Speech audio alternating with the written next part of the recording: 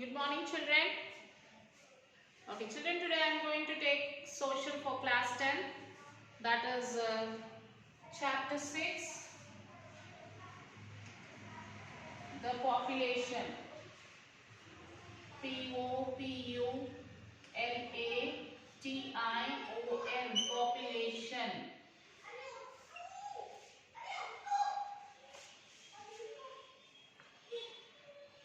So now changing population size. So population is dynamic. The numbers, distribution and compositions of the population are always changing. So the numbers, the distribution, the composition, these all will be going on changing. This is because of the interaction of the three process. Because of three interaction process, these changes will be happening. Like numbers, distribution and composition, this changes depending on some three process, that is birth, death and migration. Because of the birth, numbers will be increasing. Because of the death, numbers will be decreasing. Because of the migrations, numbers will increase in one place and decrease in one place. Okay, now change in the size of population is the difference in the number of inhabitants of a country, territory during a specific period. Say during the last 10 years. Such a change can be expressed in two ways. That is as absolute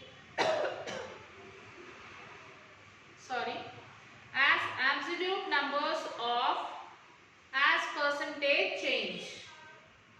So the absolute numbers added each decade is the magnitude of increase. It is obtained by simple subtracting the earlier population, example 2001, from the later population, that of 2011. If the result is positive number, the population has increased. If it is negative number, the population has decreased by that number. So population change, absolute numbers, population as at later date, population at earlier date.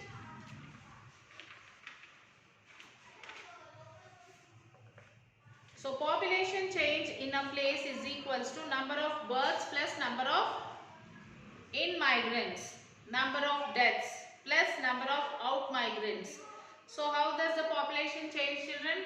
It has to calculate number of births, number of deaths, number of migrants and the number of out-migrants. So all this together, there will be a change in the population. So assume for the moment that there is no migration. In order to calculate these increase, we examine two rates, birth rate and number of death rate. Assume that there is no migration at all, people are not going to any place. So how do we calculate? Only we calculate the number of birth and number of death rates.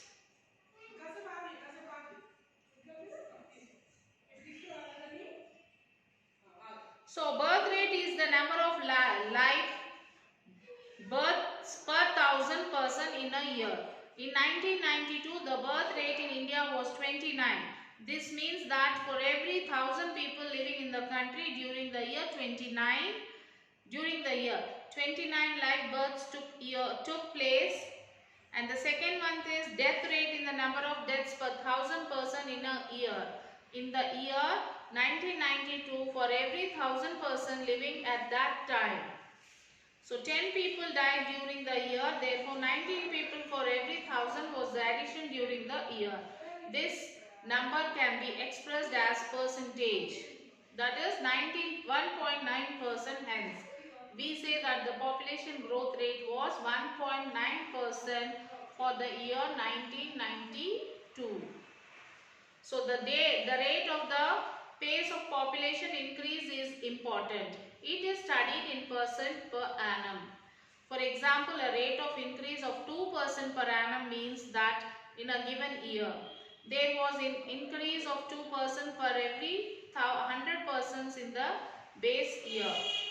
This is calculated year by year like in compound interest. This is referred to as the annual growth rate. India's population has been steadily increasing. In order to examine the cause for the growth of Indian population as seen from the graph above, we need to look at both death rate and birth rate. There has been a rapid decline in the death rate, but till recent times, birth rate has not been decreasing. Subsequently, the period 1901 to 21 witnessed high death rates due to famines, epidemics including influenza epidemic of 1918 that is estimated to have killed 15 million people from 1921 onwards, and especially post-independence. Impact of famines declined because of famine relief, movement of grain, ration shops, and an active public voice in a democracy. Similarly, epidemics such as cholera, plague, and to some extent malaria have also been controlled. Polluted water, congested living, and uncleared garbage were the real cause of several diseases. So these causes have to be met with better sanitation, clean water and nutrition, and several steps have been initiated. Later on, advances in medicines, especially antibiotics and vaccines, contributed to better health care. Compared to 1921, death rates fell rapidly. High birth rates along with declining death rate led to higher rate of population growth. Why did birth rate remain high for such a long period? One set of reason has to do with what has happened in the past. If in the overall population the percentage of your people is high, then in the coming years they would grow up, get married and have children. The total number of such children added each year would be high because we began with the population with a large number of young people. Okay, the other reason in number of children that couples wish to have. This is in turn is related to how many children survive, what social security people have, and the preference for a male child in society. For example, look at three generations of Ummet Singh's family. So here we can see a three generation of Ummet Singh's family. Ummet Singh's grandfather and grandmother died because of a plague and cholera epidemic.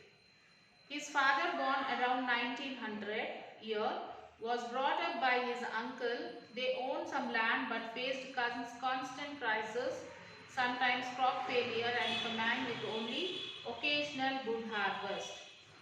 Ummet Singh's father had 9 children, but 6 of them died very young. Out of the 3 surviving children, one was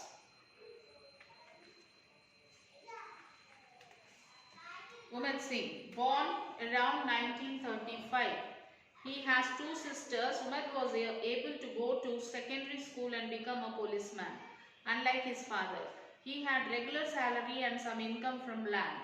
Ummet initially had 2 daughters but was worried about their survival. He also wanted a son. He then had 4 more children. 3 of them were sons. However, now Ummet's eldest daughter, who has trained to be a teacher, does not want more than 3 children. So since 1981, birth rate had also started declining gradually, resulting in a gradual decline in the rate of population growth. Calculate the percent of change over the decades 1951 to 2011 and see if this is happening in the table above. So how do we understand this trend? We use another concept called the fertility rate. So total births per woman. Total fertility rate in the number of children that are likely to be born to a woman if she were to live to the end of her childbearing years and her children in accordance with current patterns. If this declines, then we can say that the couples are deciding to have fewer children. Factors both within the family and outside are contributing to these decisions. Examine the graph 4. The fertility rate for India in 1961 was 5.9, which indicates that on an average each woman was likely to bear 5 or 6 children. The family decides the number of children they want depending on security opportunities for children and social norms. So there have been some changes in this outlook. Present fertility rate in India is 2.7. Is combined Andhra Pradesh fertility rate is 1.9. The third compound of population change is migration. Migration is the movement of people across regions and territories. Migration can be internal within the country or international between the countries. Internal migration does not change the size of the population but influence the distribution of population within the nation. Migration plays a very significant role in changing the composition and distribution of population. You will learn more about migration in the following chapters. We often hear people talk to population growth in alarm tones. These people are often literate and talk about other not benefiting because there are too many people who have to share very few resources. However, families decline the number of children they want to have based on many considerations, such as the resource they own, their security in old age, etc.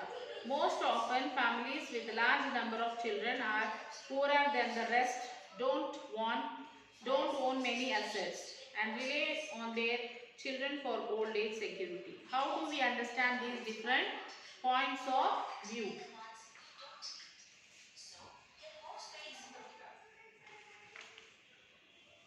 Population density. Population density provides a better picture of its distribution. Population density is calculated as the number of persons per unit area. So India is one of the most densely populated countries of the world. The population density of India in the year 2011 was 382 persons per square kilometers.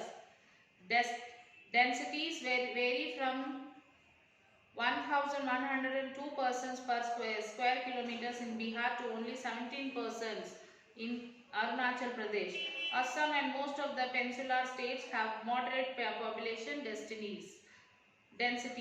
Hilly, dissected and rocky nature of the terrain, moderate to rainfall, low rainfall, shallow and less fertile soils have influenced population densities in these areas. The northern plains and Kerala in the south have high to very high population densities because of the flat plains with fertile soils and abundant rainfall.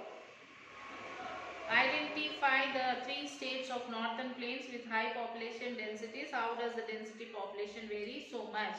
We have to examine the history of the regions, the terrain and the climate conditions to be able to understand this variation. So for example, read the section on land and other natural resources in chapter 8. Even though fertile land and irrigation is able to support a large population than before. So the impact on each group different, especially for small farmers and landless laborers. So this is what about this, children. So collect the present population density with the help of your teacher on the above blanks district map of Telangana, plot them in ranges. So compare a high density district and a low density district on the following. So Telangana map, you can do this, children, like collect the information with and fill this blanks, this district map of Telangana, plot them in the ranges, and then you have the question answers.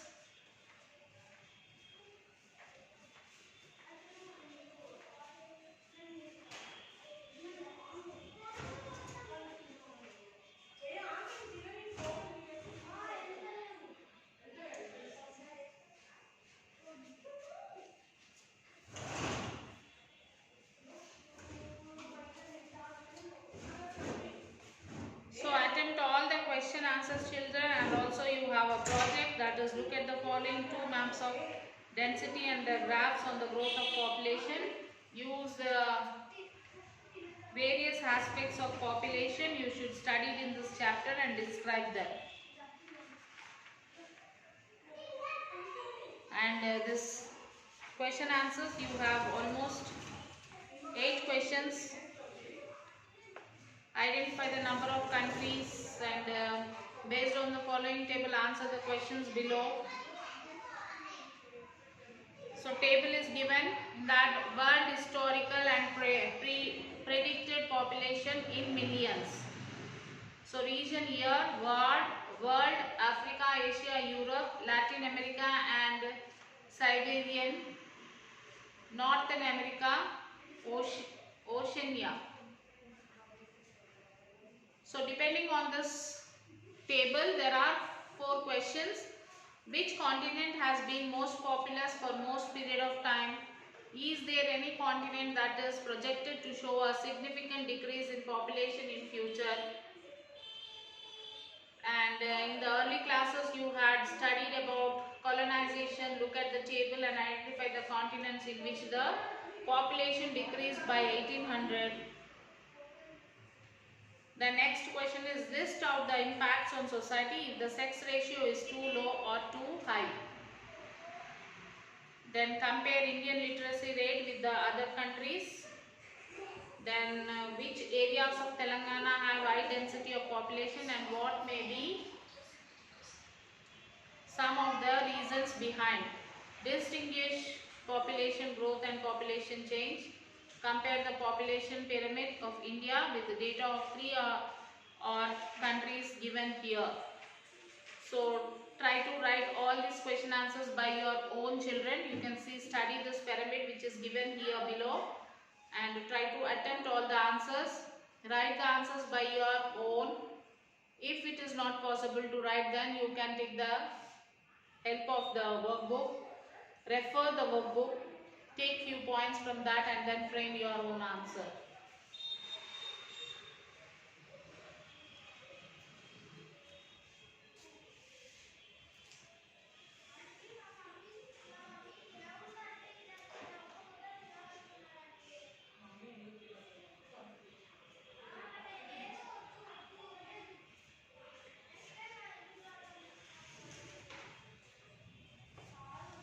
So reading is very important, children. Read the lesson. It is not a harm reading a lesson once or twice or thrice also. It is very useful for you to read the lesson.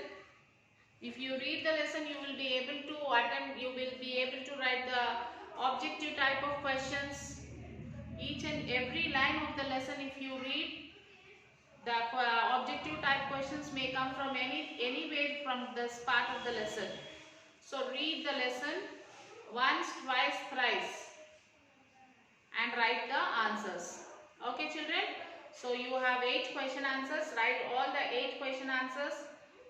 And the project, look at the following 2 maps of density and the graphs on graph of population. Use the various aspects of population you studied in this chapter and describe them.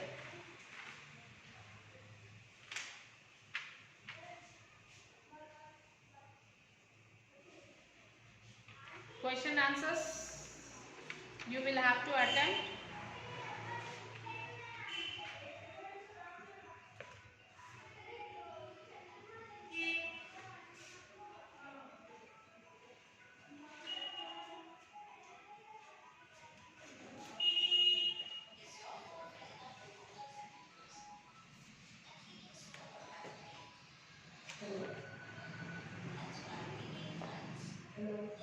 Okay children, write the classwork and send the notes to the school mail ID to the myschoolmyhomework@gmail.com.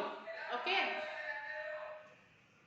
We will meet you with the next lesson, that is lesson chapter 7, settlements and migration. Okay. Till then take care children. Write all the question answers and send it.